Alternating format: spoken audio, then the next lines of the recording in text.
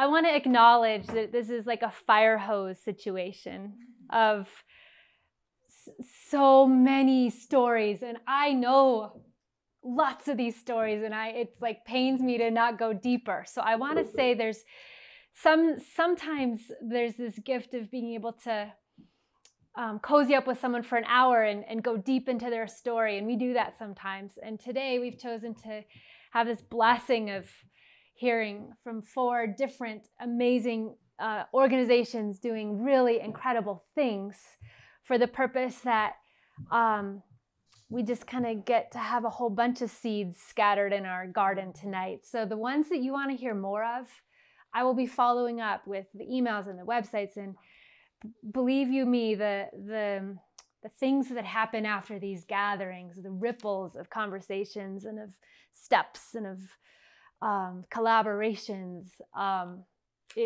that's what will happen. So if it's paining you like it is me, you have good company.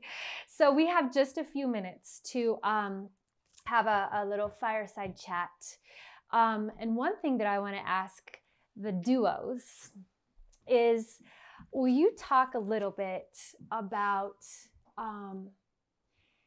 because what I know of the pair of y'all is that there is rich, deep friendship that has fostered the creative collaboration, that has fostered the work, that is fostering the difference making. And will you just speak to the tie between y'all that has been a part of your project, your organization, the film, please? And you've got to use the puffy mic and talk right into it. Kind of project, please, because it won't amplify your voice. Okay, so I think my time with Gaia was in 2012, as I mentioned, and we came to meet when I didn't know her, and I think it was through someone, and I was not actually I did not know what I was doing, but because I just knew that people used to come, like they come to a refugee camp and they want to know like how the life of refugees is and everything. And I said, okay, maybe I would share my story to help someone, or it may save someone or impact someone. So I did it, like for the sake of doing it. I actually didn't know what I was doing until we connected more till now, and we are good friends. I don't know. Yes, as I said before, there was a huge leap that Favorite took to talk with me and tell me her story, and I don't know where that came from. I just credit her and her faith in people and humanity and her belief in telling story. But I ended up spending over the course of 4 years a lot of time in Uganda, and I went back and I brought back footage and I brought back photos, and I met other people. I met her family, and I think that for me the friendship grew not only from that initial spark of her faith, but in my commitment to not stop. I was going to just keep going as long as it took. And I think that that's just something that brought blessings to me and Favorite as well. Gail, will you just for a moment speak to your part in Nini Productions and the film Sauti? Because I want to make sure people hear that part. So Sauti means voice in Swahili, and it's a documentary that follows the experiences of 5 refugee women living in Changwali refugee settlement, and it follows them as they begin secondary school. And there was no script. It was all very organic, but the vision was that they would use their own voices and their own dramatic styles to let me see, and those all around us, and documenting it, what particular challenges faced them as refugees. trying to stay in secondary school. The United Nations High Commissioner for Refugee, which oversees the camps, are not required to provide secondary school education. They have a mandate only for primary school. So it was interesting to me to see what happens when there are strong women, smart women, whose fathers and mothers supported them, wanted to go to secondary school. How are they going to get that? How are they going to make that happen? Favorite ended up going to university. One of maybe 5 women from the settlement who made it to university. Yeah.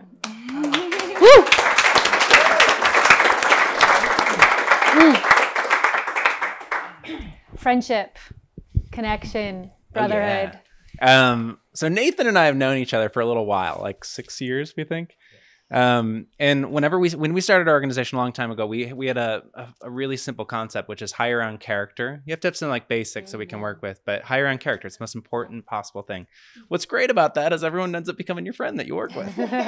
So we've gotten to know each other for a while. And I think, seeing Nathan go through life, right? I mean, his wedding, his children, and now he's asking, where's my wedding? Where am I going to have children? I think that's quite fun. But I think it's more enriching too, because, our work has 2 sides of a coin, right? And we're both kind of sharing about each of our cultures, and our mission means something different to each of us.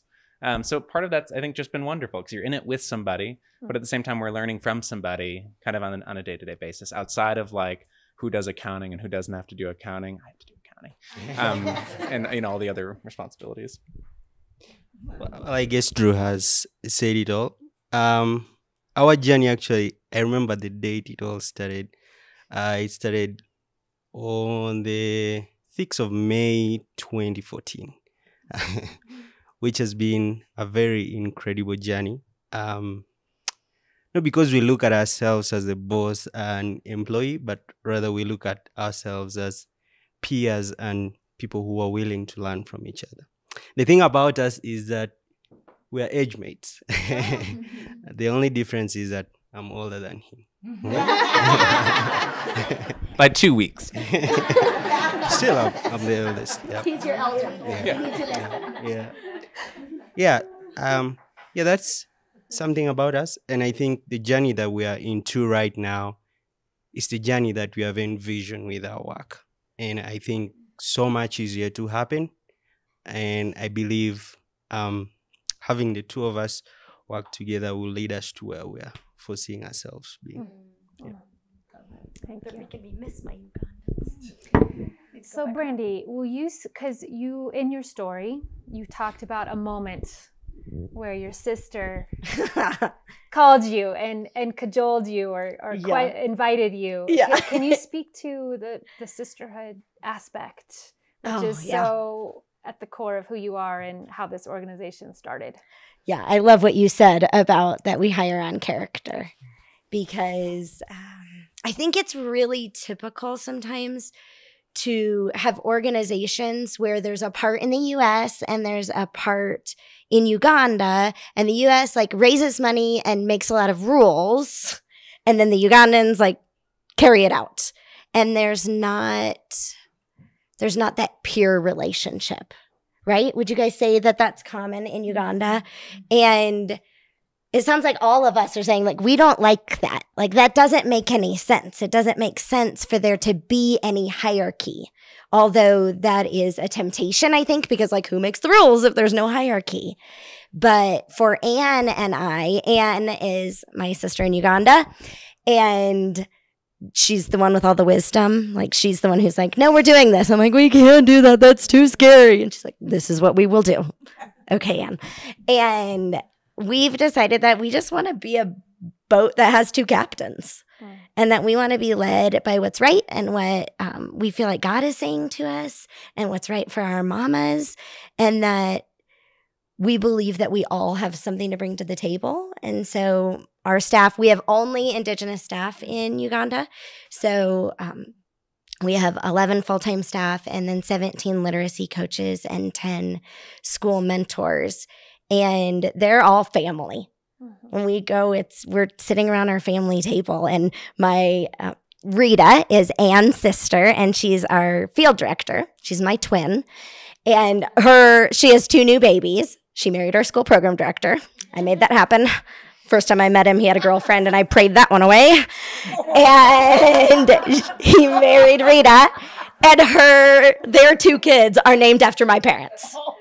So they have Larry and Terry, which are kind of silly names for little Ugandan babies, but we love it. And Rita plans on having twins. I don't know how she controls that, but this is her plan. She plans on having twins and naming them Brandy and Rita. Okay. Oh my gosh. We are not having twins. So, and yeah. Speaking of when did you get married? 6 months ago. Woo! To a really good man, because I've been to Uganda 3 times since we got married. And he's having to hold down the fort here with the kids and everything. Wow. And he went from 0 kids to 50. So jumping into the deep end with us. So yeah, I love the family here that you can see. Makes me miss my Ugandan family. Marcellina, yes. Will you speak to, because I know you, and I know you do everything in community with your brothers and sisters, so will you speak to how community has been a part of your steps that you have taken to make this Montessori dream in northern Uganda happen? Because I know you're not a woman going it alone. No, thankfully. We actually, 2016, around this time, almost Thanksgiving time, we sat drinking coffee with my retired principal and a very good friend in Southeast Denver. And we talked, now that you're retired, what are you going to do? La, la, la, la. And then said, school. Where? Uganda. Obviously. How? I don't know. But it brought out what was in my heart and what was in the back of my mind. And pretty soon 5 people came around the table. They are now the advisory team because they know more about Montessori, and they've done Montessori in Mexico and in a place other than this. And then in Uganda, 2017, I started talking to my former classmates and workmates who are still alive and walking on their 2 legs in Uganda. 2 of them run their own businesses. One is an activist who is always on the radio every Saturday. I said, I want you, the one who is always on the radio. Smart. Yes. And so it's that kind of community. And then we went to the community around. And then literally that day, I was taken to this neighborhood and I found a child playing with grass. Her mother was washing their laundry near the well they should be drinking. And that's a common sight on Saturdays. Where do you think the dirty water runs? Right back into the well. So I stood there looking around and my eyes fell back on the child and was still playing with that grass very peacefully. And I know there's something more. Mm-hmm. So next, the child picked a stick and played with it. And at that point, I walked forward on that land, and I knew it was going to be on that land. And when my friends came, they say, yes, the mango tree is calling us. So the first classroom 2018 actually happened on the mango tree. The name of the school is not in my name, not in my mother's name, but Mother Earth. Mother Earth, because the crimes against children has been way more than 2-legged humans could cure. And so it is Mother Earth. And there's some information here. If somebody's interested to see some pictures of the children actually. But it's community. And the most wonderful thing this last 6 weeks I was in Uganda, is went to the community of women because they kept saying, we can only afford $5 a month to pay for school fees. Because I kept telling them, we have to keep the teachers paid, otherwise they'll run away. And then there's no school. And they said, we can afford $5. But then I said, okay, we can work to make more money. So we collected bottle tops, and pretty soon we started making placemats with the bottle tops. And I came back with coasters, and I did pay them. And I told them, I'm paying you not because I'm rich. It's like, this is about 50 cents. But it's because I want you to know that your labor, the gifts of your hands and eyes, is what you have to work with. So we collected bottle tops. I went to the market, and there are a group of women I've been helping for the last 10 years. And they're my children. So I said, Mama is here. You need to give me all your fabric remnants that you're never going to use. And that's what you see here. And I will sell this. And I promise them that the proceeds from here will pay for abandoned children in the neighborhood. There are children who are thrown away because they're gangsters of youth who cannot cope with life anymore. But they have children and they throw them away. And some people who are kind take them. So the next Saturday, I'll be selling a whole lot of this at a craft fair. And the money will go back to pay for those children because I want them to know the fruits of their labor can enrich them, just like in your case. Thank you. Where's the craft fair? The craft will be at First Universalist Church in Colorado Boulevard and Hamden. And then First Plymouth Church. So they run, those two churches run this craft show every year. It's called World Market, Alternative Gift Fairs. There will be over 100 different nonprofit organizations. Mother Earth will be there trying What's to the date raise again? money. Next Saturday and Sunday, 9 to 4. Okay. Thank you. Thank you.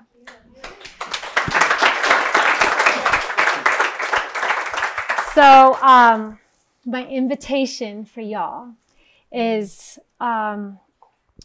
in a short, 30, 60 seconds, short and sweet.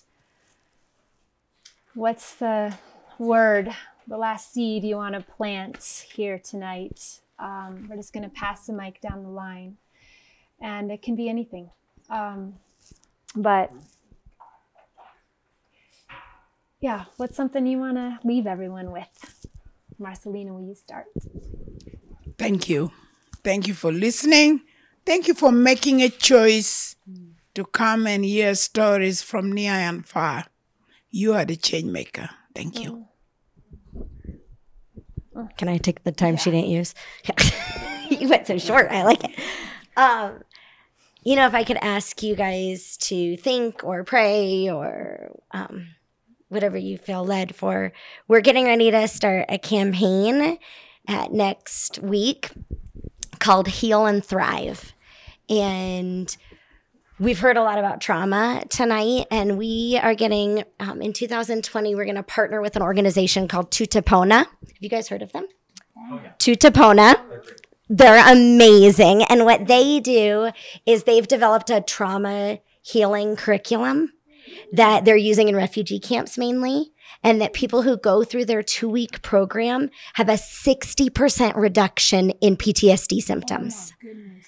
And so our dream for 2020 for our mamas is that they might heal just a little bit more. And so we're hiring 2 Tutupona staff to come live in Sorority for 6 months, and they're going to go through that program with all of our moms and do individual counseling with mamas who need it.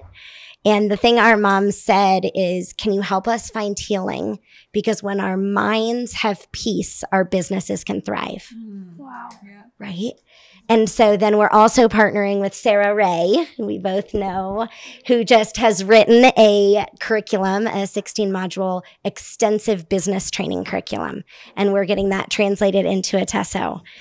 But that means that I have to raise $30,000 in the next 2 weeks, about $20 per mom, so that they can have trauma healing and extensive business training for 2020.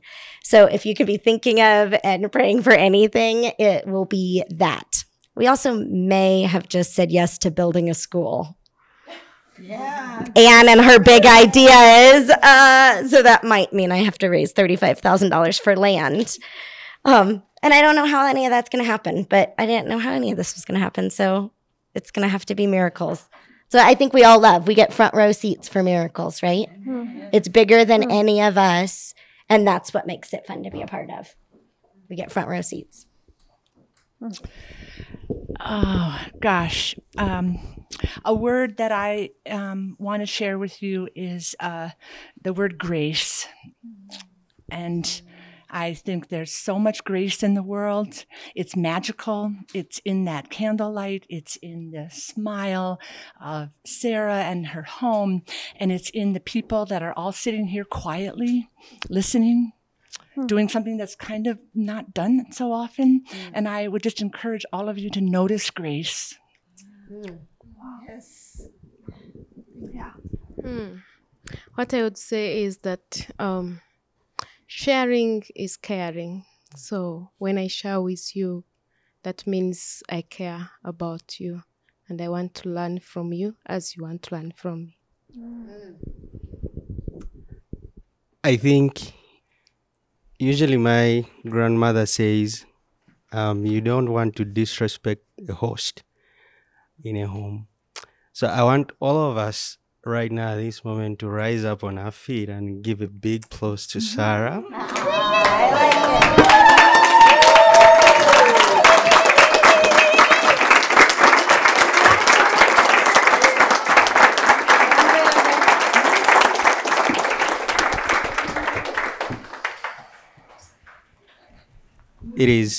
Thank you, Sarah, for getting all of us here.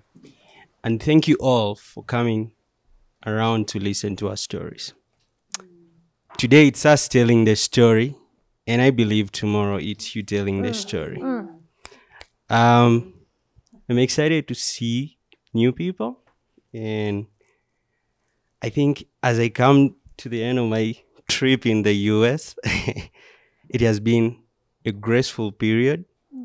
But I want to say thank you so much.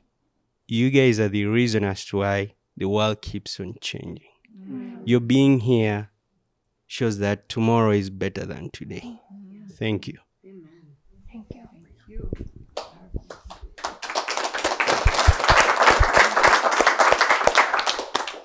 I'm going to ruin the happy feelings with leaving you with a challenge. I don't think it's enough for all of us just to be allies. I think we're all responsible and accountable for being advocates. The beautiful thing is you get to choose what you advocate for. We would love to tell you about the things that we're advocating for. And for us, I think that's my personal thing. I think as an organization, one of the things we believe is the world's full of a lot of untold stories. A lot of people in the room have them. In fact, everyone does. It's the beautiful thing about it. With Christmas coming up, I'd be remiss not to pitch you that we do have children's books. So if you if you want to hear other stories, if you have kids, or if you know people that have kids, or if you know teachers, basically anybody could use a children's book.